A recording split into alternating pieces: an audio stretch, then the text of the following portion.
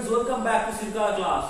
Today I am going to teach you the basic difference of have been and has been.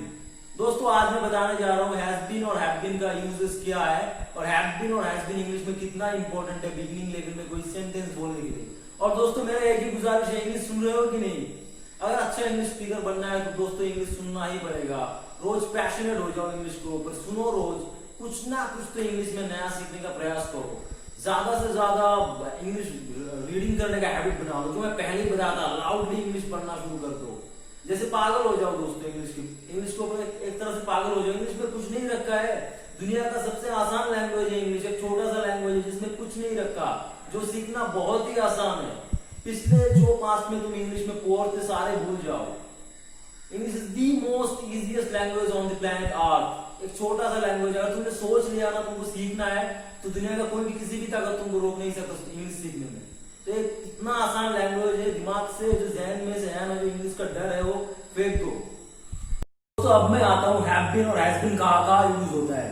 दोस्तों have been use होता है चार चीजों में, आई के साथ, यू के साथ, वी के साथ, दे के साथ। हैव बीन का यूज होता है आई के साथ यूज होता है, वी के साथ यूज होता है, यू के साथ यूज होता है, दे के साथ यूज होता है हैव बीन। और हैज बीन यूज होता है ही के साथ, शी के साथ, इट के साथ। हैज बीन यूज होता है। हैज बीन का यूज होता है ही के साथ यूज होता है, शी के साथ यूज होता है, इट के साथ यूज होता है। और हैव बीन चार चीज, आई के साथ, यू के साथ, दे के साथ, वी के साथ। तो नोट करके ना, वीडियो पॉज करके नोट करके लिख लेना। आई के साथ, यू के साथ, दे के साथ, यू के साथ हैव बीन यूज होता है। और हैज बीन यूज होता है कहा?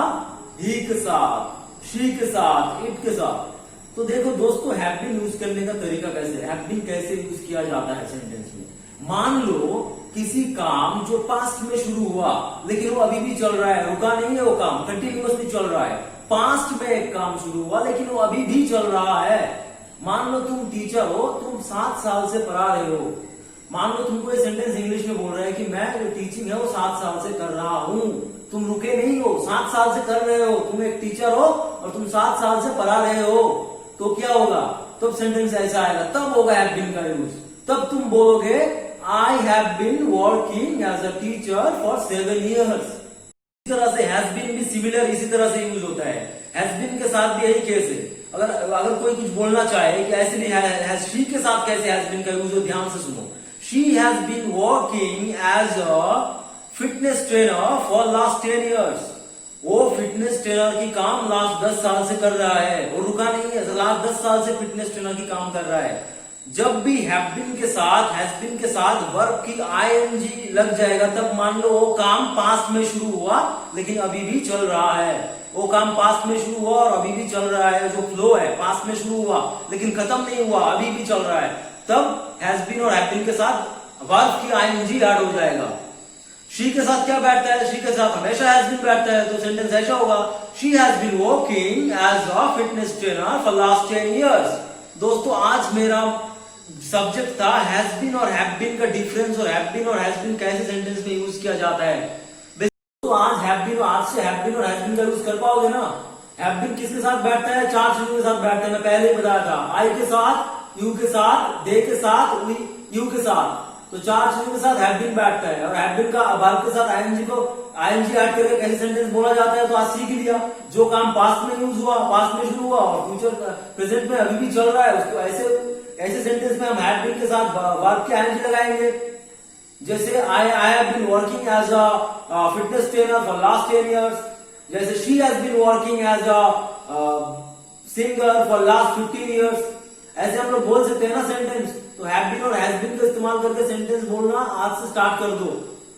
घर में खाली मत बैठो, सेंटेंस बोलना स्टार्ट कर दो। 2 मिनट की वीडियो, अगर वीडियो देख भी हो ना, वीडियो से कुछ सीख के जाओ।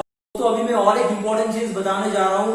अगर मान लो आप कई जगह गए हो, मान लो आप लंदन गए हो 2 बार, इसको इंग्लिश में कैसे बोलना है, ट्रैवल एक्सपीरियंस कैसे इंग्लिश में शेयर करना है हैव बीन यूज करके, बहुत ही आसान है। अगर मान लो आपने लंदन 2 बार गए हो और उसको इंग्लिश में बोलना है, मान लो सिंगापुर 2 बार गए हो, कई भी जगह गए हो, ट्रैवल एक्सपीरियंस शेयर करना है, तब आप ऐसे बोलोगे कि I have been to London twice. I have been to London twice. Have been के साथ टू यूज कर देना है। हैव बीन के साथ टू बैठेगा। I have been to London twice. I have been to Singapore twice. ऐसे हम हैव बीन यूज करके ट्रैवल एक्सपीरियंस शेयर कर सकते हैं। और इसकी और वो भी बहुत सिंपल है।